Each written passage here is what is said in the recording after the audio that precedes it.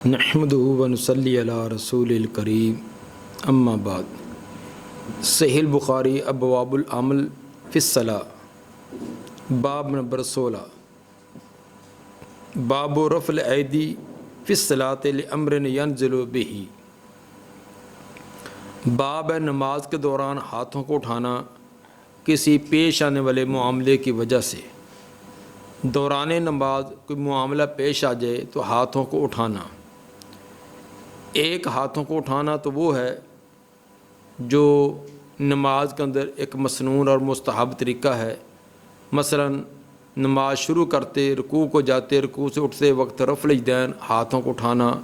اسی طرح قنوت نازلہ اس میں ہاتھوں کو اٹھا کر دعا کرنا۔ ان کے علاوہ کسی پریشانی کی وجہ سے کوئی اچانک معاملہ پیش آ گیا اس کی وجہ سے، تو اس کی بنا پر ہاتھ اٹھانا کیا اس کا جواز ہے، اور اس طرح کرنے سے نماز کے اندر کوئی خرابی اور فساد آئے گا یا نہیں۔ امام صاحب اس کا وضاحت کرنا چاہتے ہیں کہ پیش آنے والے کسی مسئلے کی وجہ سے اگر ہاتھ اٹھا لیے جائیں تو نماز اس سے باطل نہ ہوگی۔ حدیث نمبر 1218 قال حدثنا قتیبہ قال حدثنا عبد العزیز عن ابی حازم عن سہل بن سعد رضی اللہ عنہ قال بلغ رسول اللہ صلی اللہ علیہ وسلم ان بنی عمرو بن عوف بقباء کان بینہم شیء۔ سہل بن سعد رضی اللہ تعالیٰ عنہ فرماتے ہیں نبی صلی اللہ علیہ وسلم کو یہ بات پہنچی، یہ اطلاع ملی کہ بنو عمرو بن عوف جو قباء میں رہتے ہیں، کان بینہم شیء، ان کے آپس میں کوئی اختلاف ہے، کوئی شے واقع ہو گئی ہے، کوئی تنازع ہو گیا ہے۔ فخرج یصلح بینہم فی اناس من اصحابی، آپ نکلے ان کی صلح کروانے کے لیے کچھ لوگوں کے ساتھ اپنے صحابہ میں سے۔ صحابہ کو کچھ اپنے ساتھیوں کو ساتھ لے کر آپ صلح کروانے کے لیے گئے، تو ثابت ہوا کہ آپس کے اندر کوئی تنازع اختلاف ہو جائے تو دوسروں کو آرام سکون سے بیٹھے نہیں رہنا چاہیے، وہ اپنی نماز روزے کے اندر مشغول نہ رہیں کہ بھی ہم اپنی نیکی میں رہیں گے۔ تو یہ صلح کرانا بھی بہت بڑی نیکی کا کام ہے۔ تو آپ وہاں سے مسجد نبوی کو چھوڑ کر، مدینہ کو چھوڑ کر قباء میں اسپیشل گئے ہیں اس کام کے لیے، اور صحابہ کی ایک جماعت کو بھی ساتھ لیا تاکہ کوئی ایک دوسرے کے ساتھ واقفیت ہوتی ہے، کوئی چہرہ مورا دیکھ کر کوئی دوسرا کا کوئی بات کو تسلیم کر لیتا ہے، تو صحابہ کی ایک جماعت کو لے کر ساتھ گئے۔ فحبس رسول اللہ صلی اللہ علیہ وسلم وحانت الصلاۃ، رسول اللہ صلی اللہ علیہ وسلم کو روک لیا گیا اس حال میں کہ نماز کا وقت ہو گیا۔ جب وہاں گئے ہیں تو اندازہ یہ تھا کہ نماز کے وقت کے اندر اندر آپ واپس آ جائیں گے جب آگے نماز کا وقت آنا ہے، لیکن اختلافات کے اندر بسا اوقات بات لمبی ہو جاتی ہے، فریقین کو سمجھانا، ان کی باتوں کو سننا، ان کو مطمئن کرنا، تو یہ کرنے میں کچھ دیر ہوگی۔ وقد حانت الصلاۃ، اور نماز کا وقت ہو گیا۔ فجاء بلال الی ابی بکر رضی اللہ عنہما، بلال رضی اللہ تعالیٰ عنہ ابو بکر صدیق رضی اللہ تعالیٰ عنہ کے پاس آئے، چونکہ بلال رضی اللہ تعالیٰ عنہ مؤذن تھے، اور مؤذن کی یہ ذمہ داری ہے کہ اقامت کہنا اور امام کو اس کی اطلاع کرنا۔ اگر امام نہیں ہے تو کسی دوسرے جو امامت کا مستحق ہے اس کو اطلاع کرنا۔ فقال یا ابا بکر ان رسول اللہ صلی اللہ علیہ وسلم قد حبس وقد حانت الصلاۃ، انہوں نے آ کر کہا کہ اے ابو بکر، رسول اللہ صلی اللہ علیہ وسلم تو وہاں روک لیے گئے ہیں اور نماز کا وقت ہو چکا ہے۔ فحلک ان تعم الناس، کیا آپ لوگوں کی امامت کرائیں گے؟ قال نعم ان شئت، ابو بکر صدیق رضی اللہ تعالیٰ فرمانے لگے کہ ہاں اگر آپ چاہتے ہو تو میں کروا دیتا ہوں۔ فاقام بلال الصلاۃ، تو اقامت کہی بلال رضی اللہ عنہ نے نماز کی اقامت کہی، تکبیر کہی۔ فتقدم ابو بکر رضی اللہ عنہ فکبر للناس، ابو بکر رضی اللہ تعالیٰ آگے بڑھے یعنی مصلی پر اور لوگوں کے لیے تکبیر کہی۔ وجاء رسول اللہ صلی اللہ علیہ وسلم یمشی فی الصفوف یشک و شکن، تو اتنے میں رسول اللہ صلی اللہ علیہ وسلم بھی آ گئے. آپ صفوں کے درمیان میں چلتے جا رہے تھے اور صفوں کو لوگوں کو سائڈ پر کر کے اس کے اندر سے گزرتے جا رہے تھے. حتیٰ قام من الصف، یہاں تک کہ اگلی صف میں جا کر کھڑے ہو گئے. امام کے پیچھے پہلی صف تھی، وہاں جا کر آپ کھڑے ہو گئے. یہ نبی صلی اللہ علیہ وسلم کا خاصہ تھا. باقیوں کے لیے یہی ہے کہ پچھلی صف میں جہاں جگہ ملے وہاں کھڑے ہوں، لیکن آپ جو اگلی صف میں امام کے پیچھے جا کر کھڑے ہوئے. اس سے یہ بات بھی ثابت ہوئی کہ جب نماز کا وقت ہو جائے تو نماز کو تاخیر کرنا یہ مناسب نہیں ہے، نماز کو اول وقت میں ادا کیا جائے. اب دیکھیے کہ ابھی پہلی رکعت کی تکبیر ہی ہوئی ہے تو اتنے کے اندر پیچھے نبی صلی اللہ علیہ وسلم بھی پہنچ گئے.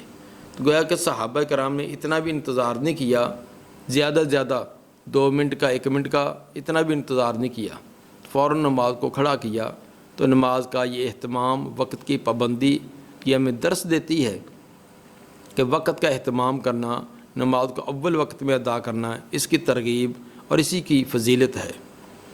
ہمارے ہاں مساجد کے اندر 2 منٹ 3 منٹ آگے پیچھے کر دینا اس کو ایک معمولی بات سمجھی جاتی ہے. تو حالانکہ جو آگے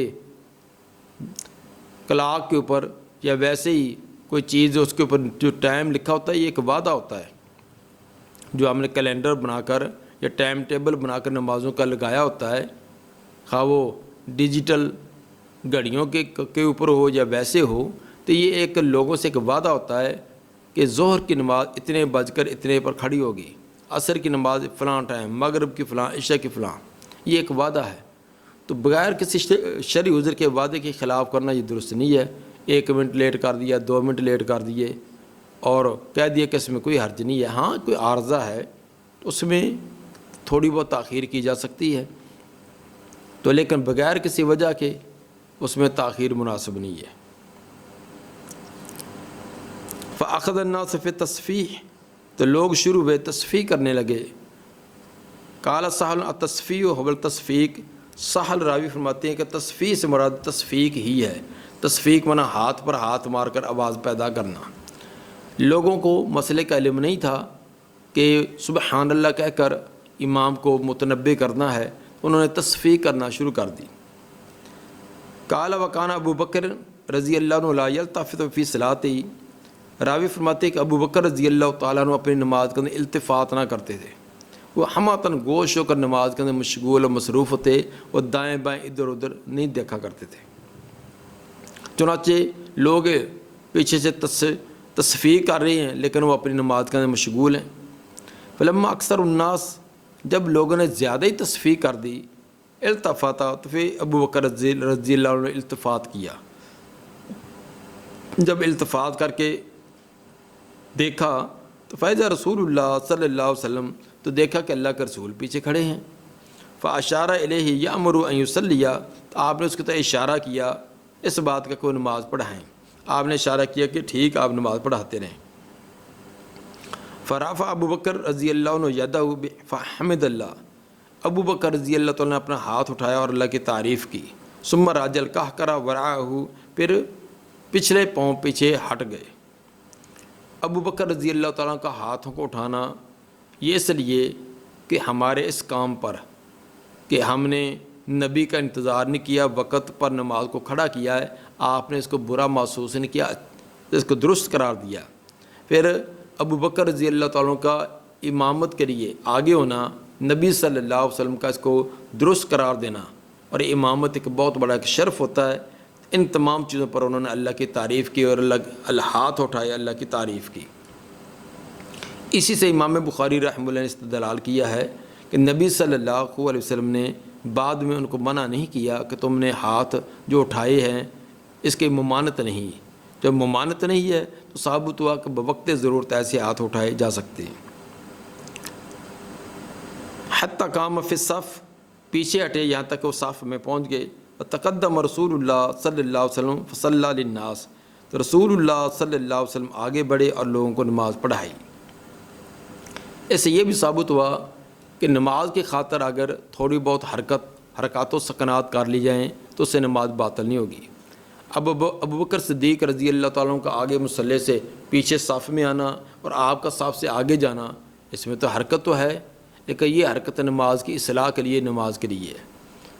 اور اسی طرح اگر صف کے درمیان خلل آ جائے، خلا آ جائے، مثلا کوئی آدمی وضو ٹوٹنے کی وجہ سے چلا گیا ہے، یا ویسے ہی لوگ کھڑے ہوتے وقت زیادہ احتیاط نہیں کرتے تو بعد کے اندر درمیان میں کوئی فاصلہ آ جاتا ہے، بس اوقات ایک ایک بلشت کا، دو دو بلشتوں کا فاصلہ بھی آ جاتا ہے، تو وہ صف کو ملانے کے لیے اگر امام کی طرف آدمی اس کے ساتھ مل جائے، اس کے اندر کوئی تھوڑا بہت قدم اٹھانا، کہ اس کے اندر ایک بلشت دو بلشت دائیں بائیں بھی ہونا پڑے، تو اس سے نماز کے اندر کوئی خرابی نہیں آئے گی، بلکہ یہ نماز کی درستگی کے لیے، صف بندی کے لیے یہ چیز ہوتی ہے اور یہ درست ہے۔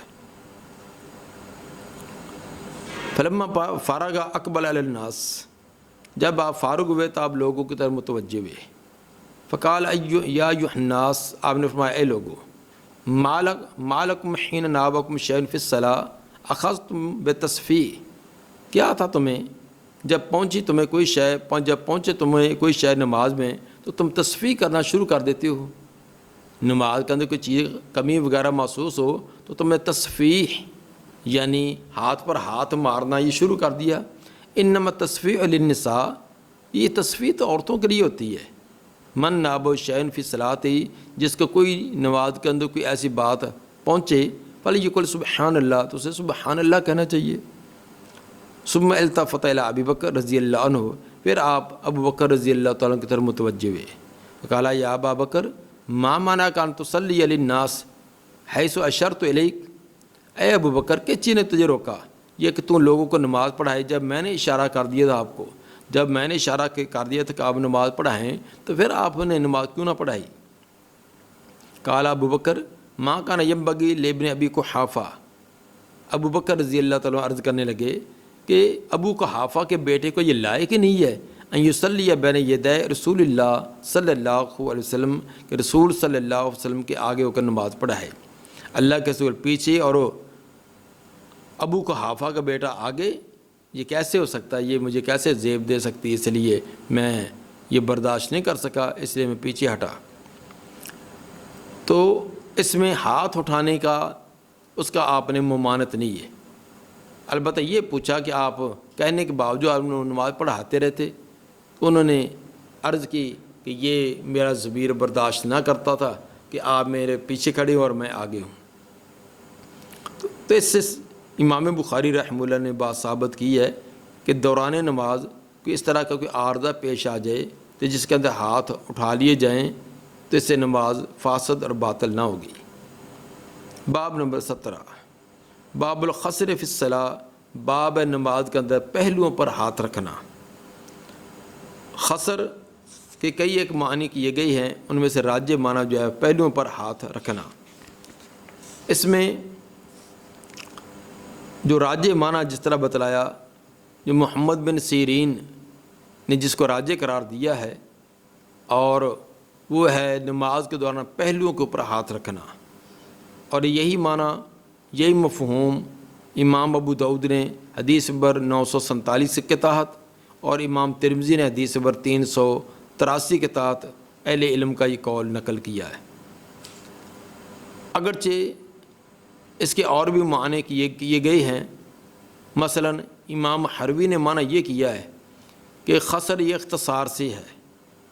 اختصار کا مطلب پوری صورت کو چھوڑ کر آخری اس کی 2 یا 3 آیتوں کو تلاوت کرتے جانا، باقی ساری صورت چھوڑ دی، اینڈ والی دو آیتیں ان کو پڑھ لیا، پھر آگے والی صورت کی آخری والی 2 پڑھ دی ہیں، تو اس طرح کرنا یہ ممانت ہے، لیکن یہ معنی اس کا یہ مرجوح معنی ہے، راجح نہیں ہے۔ بعد نے خصر کا یہ اختصار کا یہ معنی کیا کہ سجدہ تلاوت والی آیت کو چھوڑ دینا، آگے پیچھے تلاوت کر دینا اور سجدے والی آیت کو اس کو چھوڑ دینا، تو یہ خصر ہے، اس سے منع کیا۔ امام خطابی نے اس کا منع یہ کیا ہے کہ لاٹھی کا سہارا لے کر کھڑے ہونا، جس طرح کہ بھیڑ بکریاں چرانے والے، گائے بھینسیں چرانے والے، انہوں نے اپنا جو لاٹھ ہوتی ہے، ڈنڈا ہوتا ہے، اس کو دونوں پہلوؤں سے بغلوں سے نکال کر اس کا ٹیک لگا کر کمر کے ساتھ کھڑے ہو جاتی ہیں، تو یہ اچھا انداز نہیں ہے۔ یہ بیان اس سے کی ممانعت کہ نماز کے اندر یہ کیفیت اپنانا درست نہیں ہے۔ بہرحال یہ مختلف معنی کیے گئے ہیں، تو وجہ یہ بیان کی گئی ہے کہ خسر جو ہے نا پہلوؤں والا جو معنی پہلے بتلایا کہ پہلوؤں پر نماز کے اندر ایسے ہاتھ کر کر کھڑے ہو جانا، اس کی وجہ بھی بیان کی گئی ہے کہ یہ شیطان کے کھڑے ہونے کا یہ انداز ہے، جس طرح کہ مصنف ابن ابی شیبہ جلد 2 صفحہ 47 پر یہ بات بیان کی گئی ہے کہ موقوف روایت اس سلسلے میں بیان کی گئی کہ یہ شیطان اس طرح کھڑا ہوتا ہے۔ اور اسی طرح بعد نے یہ بھی توجیہ بیان کی کہ یہودی اکثر وہ یہ طریقہ اپناتے تھے کہ اس طرح کھڑے ہوتے تھے، ان کی تشبیہ سے روکا گیا ہے، جس طرح کہ مصنفہ ابن ابی شیبہ کی حدیث نمبر 3458 کے اندر یہ تشبیہ بیان کی گئی ہے۔ اور مصنفہ ابن ابی شیبہ کے اندر جلد 2 صفحہ 47 میں امام مجاہد کا قول یہ بیان کیا گیا ہے کہ وضع الید علی الحکم، پہلوؤں پر ہاتھ رکھنا، استراحت علی النار، یہ جہنمی لوگوں کے آرام کرنے کا انداز ہے۔ جہنمی لوگ جب عذاب جیل کر برداشت کر کے تھک ہار جائیں گے، پھر سانس نکالنے کے لیے چند لمحات کھڑے ہوں گے، ان کا یہ کھڑے ہونے کا انداز ہوگا۔ تو بہرحال اس کی توجیہ کوئی بھی ہو تو یہ ممانعت والی صورت ہے کہ نماز کے دوران ہاتھ باندھ کر کھڑے ہونا چاہیے، نہ کہ پہلوؤں پر رکھنا۔ حدیث نمبر 1219 قال حدثنا ابو النعمان قال حدثنا حماد عن ایوب عن محمد عن ابی ہریرہ رضی اللہ عنہ قال نہی عن الخصر فی الصلاۃ، نماز کے اندر خصر کرنے سے، پہلوؤں پر ہاتھ رکھنے سے منع کر دیا گیا۔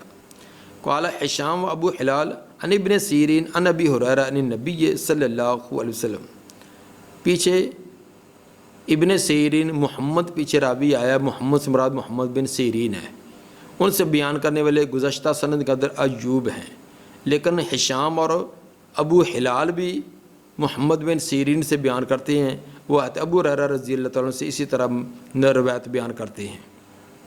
اس کے اندر نہی عن الخصر فی الصلاۃ کے بجائے عن النبی، نبی سے کا نام یعنی مرفوع روایت ہے۔ اور ویسے بھی جب صحابی کہے کہ روکا گیا ہے یا حکم دیا گیا ہے، تو حکم دینے والے یا منع کرنے والے نبی صلی اللہ علیہ وآلہ وسلم ہی مراد ہوتے ہیں۔ حدیث نمبر 1220 حدثنا عمرو بن علی قال حدثنا یحییٰ حدثنا ہشام حدثنا محمد عن ابی ہریرہ رضی اللہ عنہ قال نہی ان یصلی الرجل مختصرا، اس کے اندر محمد بن سیرین سے بیان کرنے والے ہشام ہیں، البتہ اس کے اندر یہ ہے سیغے تصریح والے بیان کیے گئے، پیچھے جو ہے ان ایوب ان محمد ان ابی ہریرہ ان انا سے بیان تھی، تو یہاں حدثنا یحییٰ حدثنا ہشام حدثنا محمد، یہ سیغہ تصریح کے ساتھ بیان کی گئی ہے۔ اور اس کے اندر الفاظ یہ ہیں کہ منع کیا گیا یہ کہ آدمی نماز پڑھے مختصراً، اختصار کیے ہوئے، اختصار وہی پہلوؤں کے اوپر ہاتھ رکھ کر نماز ادا کرے، اس کی ممانعت ہے۔ باب نمبر 18 باب تفکر الرجل الشیء فی الصلاۃ، باب ہے آدمی کا نماز کے دوران کسی چیز کا غور و فکر کرنا، کسی بات کی طرف توجہ لگا لینا۔ نماز میں حرکات و سکنات 2 قسم کی ہیں، ایک جسمانی حرکات، دوسری ذہنی حرکات۔ جسمانی حرکات کے بارے میں پیچھے بیان ہو چکا ہے کہ کس قدر جسمانی حرکات نماز کے دوران کی جا سکتی ہیں اور اس سے نماز کے اندر فساد نہیں آتا۔ اب ذہنی حرکات کے بارے میں بیان کیا جا رہا ہے کہ اگر ذہنی طور پر انسان کا ذہن کسی اور بات میں مشغول ہو گیا ہے، کوئی اور تصورات آ گئے ہیں، نماز کے اندر تصورات کو منتشر ہو گئے ہیں، تو نماز کا اجر و ثواب میں کمی تو آئے گی، لیکن نماز باطل اور فاسد نہیں ہوگی۔ البتہ وہ خیالات اتنے گہرے نہ ہو جائیں کہ خیالات کے اندر ڈوبا رہے تو نماز کا کوئی رکن ہی رہ جائے، قیام رہ گیا، رکوع رہ گیا، کوئی سجدہ رہ گیا، تو اتنا ہی اس کے اندر انہماک نہ ہو جائے کہ کوئی رکن رہ جائے۔ لیکن اگر رکن پورے ادا کیے ہیں لیکن ذہنی خیالات و تصورات منتشر ہو گئے ہیں، اور چیزوں میں مشغول ہو گئے ہیں، تو اس سے نماز فاسد اور باطل نہیں ہوگی، البتہ اجر و ثواب میں کمی آ جائے گی۔ وقال عمر رضی اللہ عنہ انی لاجہز جیشی وانا فی الصلاۃ، حضرت عمر رضی اللہ تعالیٰ نے فرمایا کہ بے شک میں اپنا لشکر تیار کر رہا ہوتا ہوں اس حال میں کہ میں نماز میں ہوتا ہوں۔ بس اوقات ایسے ہوتا ہے کہ میں نماز پڑھ رہا ہوتا ہوں یا پڑھا رہا ہوتا ہوں اور نماز کے دوران ہی لشکر تیار کر رہا ہوتا ہوں۔ تو مطلب کہ لشکر کو تیار کرنا وہ ذہنی طور پر تصورات و خیالات اس بات کی طرف چلے جاتے ہیں۔ تو یہ تو عمر رضی اللہ تعالیٰ کا یہ قول صالح بن احمد بن حنبل، امام احمد بن حنبل کے بیٹے صالح، ان کی کتاب المسائل کے اندر بھی یہ متصل سند کے ساتھ بیان کیا گیا ہے، اور اس کی تفصیل ہے۔ کہتے عمر رضی اللہ تعالیٰ نے مغرب کی نماز پڑھائی، فلم یقرأ لے کر قرات نہ کی، فلمن صرفا، جب انہوں نے سلام پھیرا تو قالوا یا امیر المومنین انک لم تقرأ، لوگوں نے کہا امیر المومنین آپ نے قرات ہی نہیں کی، خاموشی سے اسی طرح رکوع سجدہ کر دیا۔ فقال انی حدثت نفسی وانا فی الصلاۃ بعیرا جہزت من المدینہ حتی دخلت الشام، وہ کہنے لگے کہ میں اپنی نماز کے اندر اور سوچوں کے اندر ڈوب گیا تھا، تو میں ایک لشکر تیار کرتا رہا، تو حتیٰ کہ لشکر کو مدینے سے چلا کر شام تک پہنچا دیا، ادھر شام میں پہنچ کے ادھر نماز مکمل ہوگی، یعنی وہ نماز کے اندر وہی خیالات رہے۔ تو چونکہ وہ قرات نہیں کر سکے تھے، ثم اعاد وعاد القراءۃ، پھر انہوں نے نماز کا اعادہ کیا۔ ایک ایک ویسے خیالات، ایک ایک پوری کی پوری قرات رہ گئی، خصوصاً سورہ فاتحہ رہ جائے تو سورہ فاتحہ یہ نماز کا رکن ہے، جز ہے، تو اس کی وجہ سے نماز نہیں ہے، تو اس لیے پھر انہوں نے نماز کو دوبارہ دہرایا۔ تو بہرحال اس سے ثابت امام بخاری رحمہ اللہ یہ کرنا چاہتے ہیں کہ اگر خیالات اتنے زیادہ ہوں کہ نماز کا کوئی رکن ہی رہ جائے تو پھر تو نماز کا اعادہ ہوگا۔ اگر رکن تمام ادا کیے ہیں، صرف ایک ذہنی سوچ اور فکر کسی اور کام میں مشغول رہی ہے تو نماز درست ہوگی، نماز باطل نہیں ہے، اجر و ثواب میں کمی ہو جائے گی۔ حدیث نمبر 1221 قال حدثنا اسحاق بن منصور قال حدثنا روح قال حدثنا عمر وابن سعید قال اخبرني ابن ابی ملیکہ عن عقبۃ بن الحارث رضی اللہ عنہ قال صلیت مع النبی صلی اللہ علیہ وسلم عصر، آج تو میں تو خلل ڈالیں، بعد میں جب دوسرے مرحلے کی طرف جائے گا پھر کوئی اور طرف ذہن کے اندر ڈال دیں گے۔ تو بہرحال ذہن کے اندر کوئی نہ کس طرح کا خلشیں ڈالتا رہتا ہے، اور کہتا ہے اذکر، یاد کر، معلوم یکن یذکر، وہ چیزیں جو پہلے اس کو یاد نہیں ہوتی، حتی لا یدری کم صلی، یہاں تک اس کو پتہ نہیں چلتا کہ اس نے کتنی رکعتیں ادا کی ہیں، انہی سوچوں کے اندر ڈوبا رہتا ہے، اس کو پتہ نہیں ہوتا کہ میں نے 3 پڑھی ہیں یا 4 پڑھی ہیں۔ قال ابو سلمہ بن عبد الرحمن اذا فعل احدکم ذلک، جب کہ تم میں سے ایسے کر بیٹھے، فلیسجد سجدتین وهو قاعد، تو بیٹھا بیٹھا 2 سجدے سہو کر لے۔ اگر آدمی کو تردد ہوا ہے کہ کتنی رکھتے ہیں تو پہلے تو سوچ فکر کرے، جو یقین والی تعداد اس پر بنا کرے۔ تو زیادہ طور پر یہی ہوتا ہے کہ 3 اور 4 میں تردد ہے، تو 3 میں تو یقین ہے تو 1 اٹھ کر پڑھے۔ اگر اس کا یہ ذہن تھا زیادہ بنتا کہ میں نے 4 ہی ادا کی ہے، لیکن تھوڑا تھوڑا تردد ہے تو سجدہ صاف کر لے، جو تردد وغیرہ ختم ہو جائے گا۔ حدیث میں 1223 حدثنا محمد بن المثنى قال حدثنا عثمان بن عمر قال اخبرني ابن ابي ذئب عن سيدنا المقبري قال قال ابو هريرة رضی اللہ عنہ يقول الناس، ابو ہریرہ رضی اللہ تعالیٰ فرمایا کہ لوگ کہتے ہیں، اکثر ابو ہریرہ بڑی روایتیں بیان کرتا ہے، گویا کہ بعض نے یہ کہا کہ ہمیں اتنی یاد نہیں ہے، تو ان کو اتنی یاد کیسے؟ گویا کہ اعتراض لوگوں نے کیا۔ فلقیت رجلا، ابو ہریرہ رضی اللہ تعالیٰ فرماتے میں ایک آدمی کو ملا، فقلت بما قرأ رسول اللہ صلی اللہ علیہ وسلم البارحة فی العتمہ، یہ آدمی بھی شاید انہی میں سے تھا جو حضرت ابو ہریرہ رضی اللہ تعالیٰ پر اعتراض کرنے والا۔ اس کو پوچھا یار یہ بتلاؤ کہ گزشتہ رات، یعنی کل جو عشاء کی نماز تھی، تو اس کے اندر نبی صلی اللہ علیہ وسلم نے قرات کون سی کی تھی؟ عشاء کی نماز کے اندر آپ نے جو اونچی قرات کی ہے، تو پہلی رکعت کے اندر کون سی صورت پڑھی تھی سورہ فاتحہ کے بعد، دوسری میں کون سی پڑھی؟ فقال لا ادری، وہ کہنے لگا مجھے تو کوئی پتہ نہیں ہے۔ فقلت لم تشہدھا، میں نے فرمایا، میں نے پوچھا کیا تو اس نماز میں حاضر نہیں تھا؟ تو نے عشاء کی نماز ادا نہیں کی؟ قال بلا، انہوں نے کہا کہ پڑھی ہے، نماز تو پڑھی میں نے۔ کو تو لیکن انا ادری، ابو ہریرہ رضی اللہ عنہ فرمایا کہ لیکن مجھے پتہ ہے کہ آپ نے قرات کون سی کی تھی، قرأ سورۃ قضا و قضا، آپ نے فلاں فلاں صورت پڑھی تھی۔ بتلانا اس کو یہ تھا کہ تم میرے حافظے پر اعتراض کرتے ہو کہ اس کو بڑی حدیثیں یاد ہیں، ہمیں نہیں ہے، تو تجھے یہ نہیں پتہ کہ عشاء کی نماز کے اندر قرات کون سی صورت کی ہوئی ہے، مغرب کی کون سی ہوئی ہے۔ جب ایک کا نہیں پتہ تو 2 دن پہلے کا کیسے پتہ ہوگا؟ تو مجھ سے پوچھ لو کہ عشاء کی نماز میں کون سی قرات تھی، پہلی رکعت میں کیا، دوسری میں کیا، مغرب میں کیا، اس سے پیچھے والے دنوں کے اندر کیا تھے، وہ مجھ سے پوچھو۔ گویا کہ یہ نبی صلی اللہ علیہ وسلم کی دعا کا اثر اور نتیجہ تھا کہ ابو ہریرہ رضی اللہ تعالیٰ عنہ جو بات بھی سن لیتے وہ ان کو ضبط اور حفظ ہو جاتی اور دوبارہ وہ بولتی نہ تھی۔ ثابت سے یہ کیا امام بخاری رحمہ اللہ نے کہ وہ آدمی جس کو پوچھا کہ آپ نے عشاء کی نماز میں کون سی قرات کی تھی، اس نے کہا مجھے پتہ نہیں ہے، تو صاحبدار وہ کسی اور بات میں مشغول ہوگا، اس کے خیالات کسی اور بات کی طرف ہوں گے، تبھی تو اس کو پتہ نہیں رہا کہ آپ نے قرات کون سی کی ہے۔